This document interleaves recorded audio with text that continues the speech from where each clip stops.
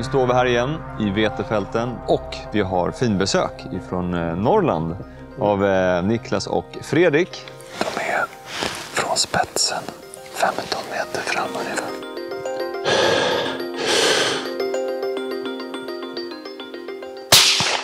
Snyggt. Ladda om. Vi tar den vänster. Vi bara försöker ta oss fram 30-40 meter. Nu har jag den.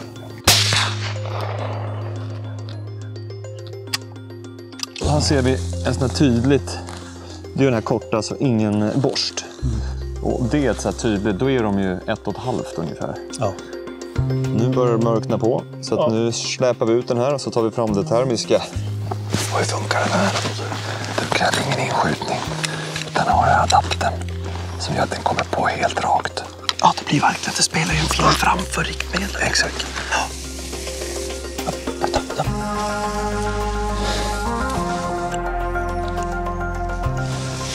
Jag tar den längst till vänster. Ja, ta den.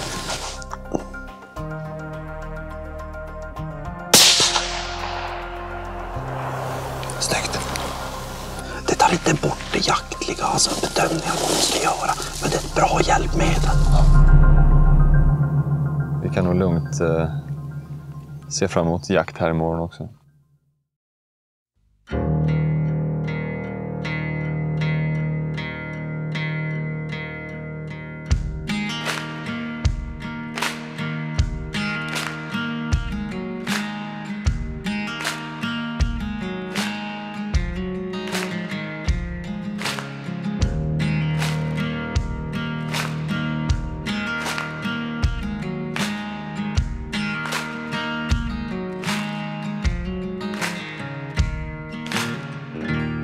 Då var det kväll igen. Jag tänkte bara, ni som har lite öga för detaljer ser säkert att jag har en ny bössa för dagen, eller för den här jakten. Och det är en Saco 90, Sacos senaste repeter. Den här heter Adventure, är en lättviktsbössa med justerbar kolkam. Den är gjord av glasfiber och sen är den kolfiberbäddad för själva lådan. Så gör den väldigt vridstyr, förlutad pipa. Och på den har jag som vanligt när vi ska ut på såna här tillfällen en Swarovski Z8 i 2,3-18 som är väldigt ljusstark kikare. Och Stalons nya XS så som är det här korta bakstycket men som dämpar väldigt bra och väger bara 300 gram, alltså som Victor-dämparna.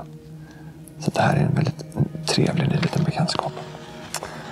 Och viktigt att veta med den här nyheten med den här bössan är också, förutom att säkringen är säkrad, eller säkrar man även upp slagstiftet. Så att man kan med gott samvete gå med bössan laddad när man ska gå in, eller gå i smyga i skogen, så man slipper göra laddningsmomentet när man kommer fram. Så att ni behöver inte reagera på att bössan är laddad, för den är helt säker av den anledningen. Så nu laddar vi och smyger in.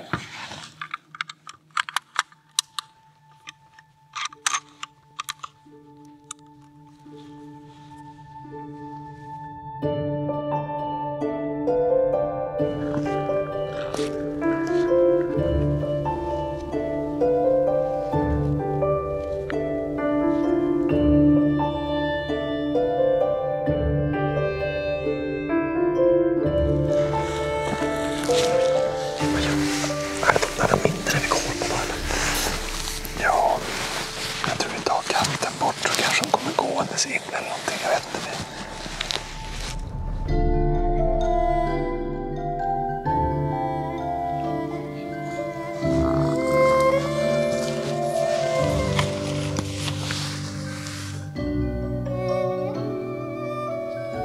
Den kommer. Jag ska försöka få vitt av oss. Se vad vi är för någonting.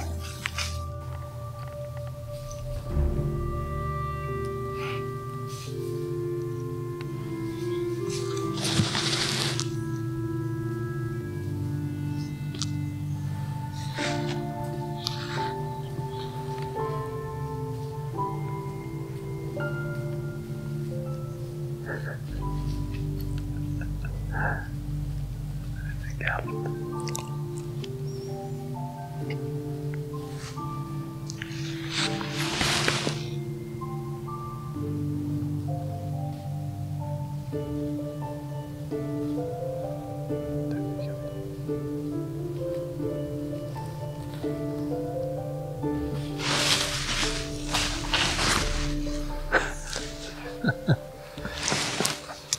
där gör moften. Den såg att det var något där. Och så gick den ner i skydd för att försöka få vind. Man såg att den spände upp och att det här är något. Du ser hur dåligt de ser. Ja. Det var ju 10-15 meter. Ja. Den tittar ju rakt på oss här. Ja. Men den har inte riktigt fått. Den stannar ju här uppe. Ja. Står ju bara här och tittar på oss. Ja. Men den har inte pejl på oss riktigt. Men Det är någonting lurt. du såg inte jag var de där 3 försvann. De såg ju skjut på här. Jo, där är de. Det är den närmsta, den är förstå. Ja, den känns lite större. Men de andra 3, de är precis i ryggen i höjd med det här. Precis. Suggorna, de brukar sällan när de går ut och käkar. Då står de stilla sen. De rör sig inte jättemycket. Men de här som drar runt så här, det är ofta fjordingar. Som liksom, ja, men en sugge, de går ofta ut i den här boxen. Och så ställer de sig så här och käkar. Då är de ofta lite äldre. Men de som drar runt, det är otåliga tonåringar.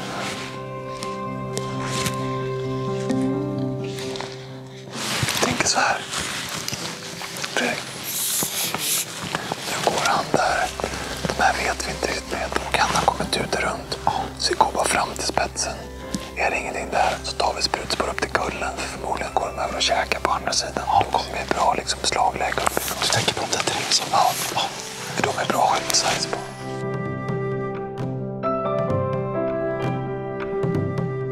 Vi tar sprutspåret. Ja. Går upp på holmen och ser om de är på andra sidan.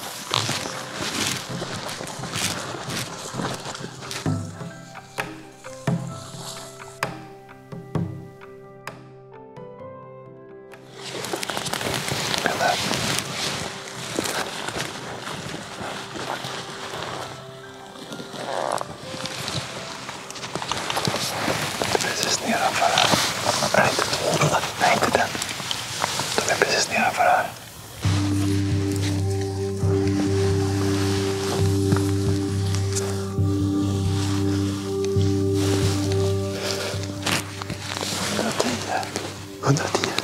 Ganska långt. Kan vi ta ett bogskott på den? Ja, jag kan ta ett bogskott. 115 meter. 115 träffar den. Ungefär till allihopa här.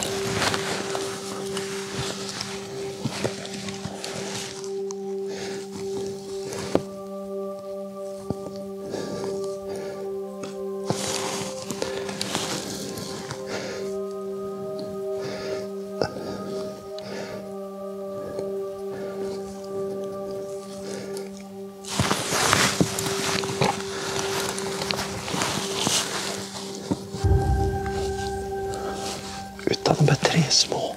Den i mitten är fin. Ja. Nu har du full bredsida på den. Ja, jag tar den i mitten nu. Ja, gör det.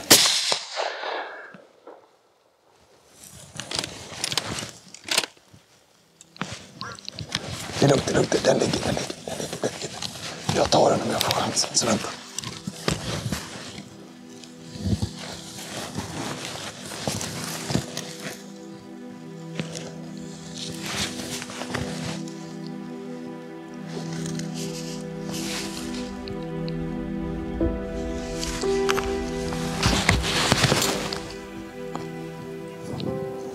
Ja, de drog till...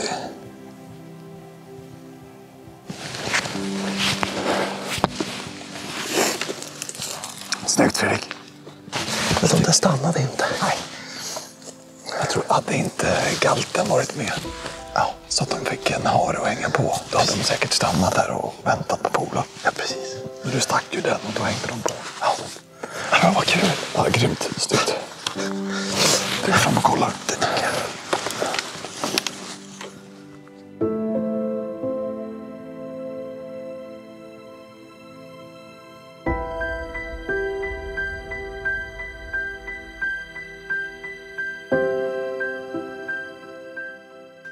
Ja, grattis! Tack så mycket. Det är perfekt. Ja, Liten årsgris. precis. Det var ju tydligt att höra att du träffade i alla fall, för att den skrek ju till. När de skriker till så här, det kan ofta vara att man träffar i rygg. Faktiskt. Och vi tittar här. Nu hände ju det här som vi pratade om tidigare. Precis. Att du hade egentligen visuellt så såg du ungefär hit. Ja, Det här var linjen. jajamän. Men man drar sig ofrivilligt upp mot, så man får luft mot det här målet som är under, eller skyddet, eller veten då i det här fallet.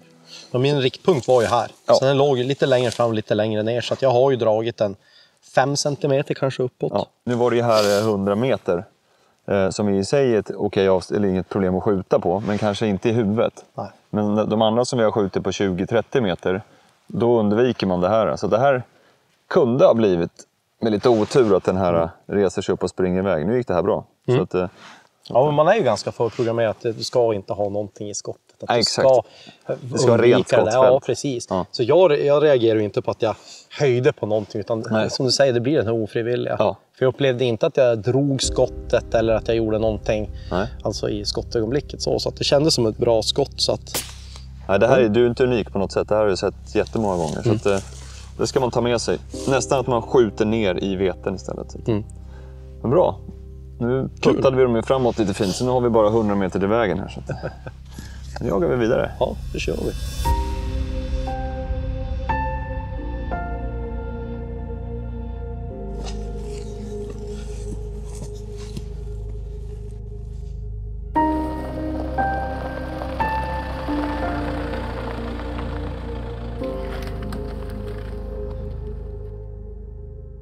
Det börjar bli lite mörkt nu. Ja, nu... Det går ju att kanske se. Vildsvin är svårt att bedöma om det är fler med sig. Så nu kommer ju det termiska.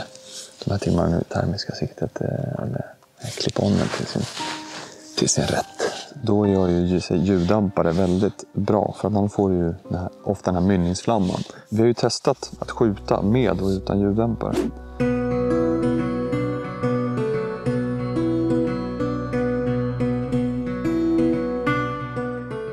Nu ska vi prova att skjuta med och utan ljuddämpare för att se hur mycket mynningsflamma man uppfattar i det termiska siktet, som gör att man kanske får en ljusflash så att säga, så att man tappar fokus på målet eller ej. Och det är skillnad med eller utan ljuddämpare, och också om silencer-ammunitionen som ska brinna klart tidigare för att spara ljuddämparen också gör att man får en mindre mynningsflamma som inte syns i siktet.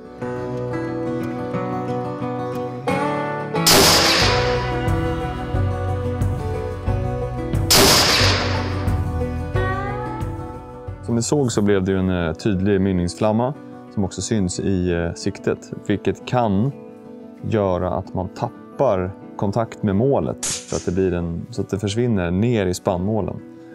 Och då är det risk att man inte ser riktigt vad som händer. Så nu provar vi och så sätter vi på ljuddämparen. Så provar vi med Normas vanliga Eco-Strike.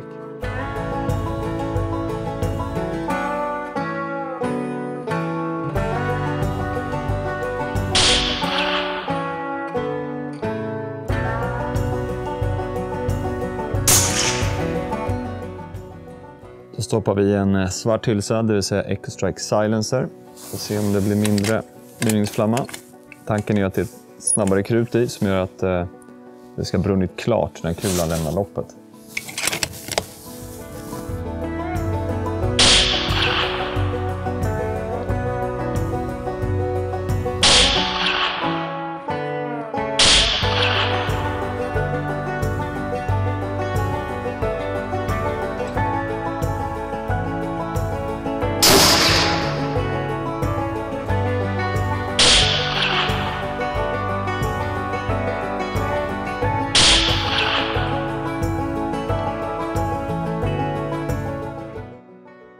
Okej, som vi såg så var ju den största skillnaden var ju med och utan ljuddämpare. Det blir ju en väsentlig skillnad. Mynningsflamman blir ju mycket större, vilket också syns på filmen. Sen så såg vi också på filmen med vildsvinet, som var gammalt material, som inte var silencer, att där tappar vi ju faktiskt fokus på vildsvinet när vi skjuter. Så att hade man inte varit säker på sin sak så hade man ju kunnat undra vad som hände där. Så att det blir en flash och sen springer det vildsvin som man inte ser. Så att först och främst ljuddämpare gör stor skillnad, och vi ser ju att det blir också lite mindre värmeutveckling och av silencer än vad det blir på den vanliga EchoStrike. Jag var lite osäker på vad jag skulle egentligen tycka om det här med termiska. I och med att jag var rädd att det skulle ta bort mycket av det här med jaktkänslan. Så att man börjar blanda in mer och mer teknik i jakten. Men jag måste säga att det är jättebra hjälpmedel. Men det är fortfarande, det har inte tagit bort jakten i alla fall. Vi smöger bort ganska mycket grisar, och det är fortfarande, det tar ju inte bort alltså handkikarna och göra de här kontrollerna. Nej, verkligen inte. Det är otroligt svårt att bara avgöra vad som kan vara fram och bak ibland på dem. Så att man får inte lita helt blint på dem. Det är i alla fall min bild. Det håller jag helt med om. Speciellt när vi jagar på sådden till exempel. Man kan gå ut så här på sånt här ställe och kanske överblicka närmare 100 hektar. Och kan säga här är vildsvin. Och inte, det sparar ju mycket tid och så vidare. Men det är också lite farligt för att man upptäcker ju, man tycker att wow, det har man inte använt för att det är hur mycket vildsvin som helst. Bara för att du ser dubbelt så mycket så är det nog inte dubbelt så mycket. Så att inledningsvis när man börjar jaga med termiskt så ska man vara lite återhållsam för att man blir, det är lite fusk nästan. Man rätt använt så ett kanonhjälpmedel. Absolut. Nu har vi vildsvin där vi faktiskt sköt igår. Inte helt oväntat så är de ju tillbaka. Så att vi gör ett försök oss med. Det låter jättebra.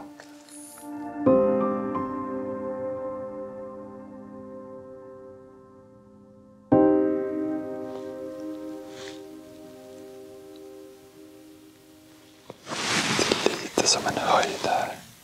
Så jag tror att vi kan ta det här sprutspår närmsta. Och så bara alternativt kanten. Hålla jävligt låg profil. Och komma undan med det kanske.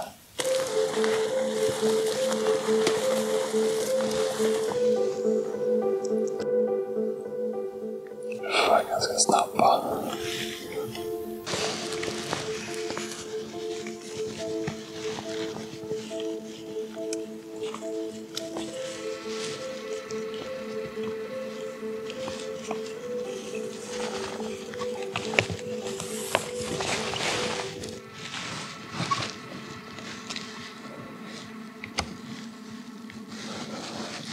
Högerkanten.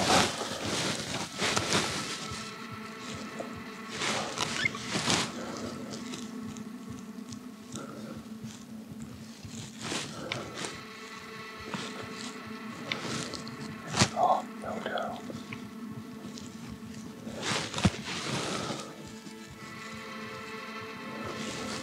Se någon till höger sticka på huvudet. Där.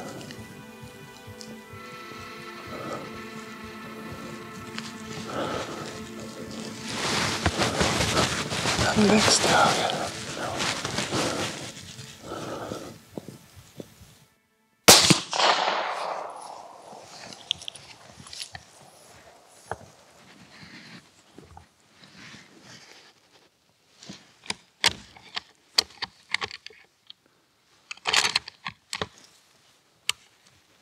Kolla vi. Grattis. Tack.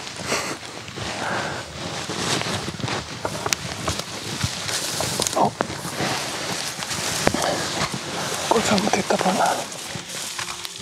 Ett stort gäng det där. Ja, jag trodde när vi var röjd precis innan du skulle skjuta. Men så har din vänster stanna bred upp öronen mot Paraplyt. Eller parabolantenn. Ja, och så bara, Det var så bra. rysare. Ja, det är spännande. Det är där man inte vet, man inte får för bråttom. Men samtidigt vill man ju agera. Ja, precis. Då är man kommer.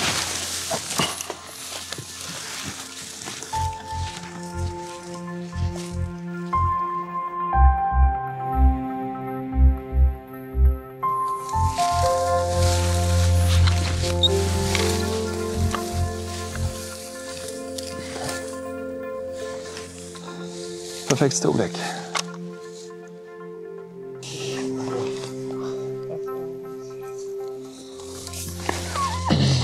Jag ser här, du har ju en piercing i örat där. Så öronroten är ju ett väldigt bra ställe att skjuta på.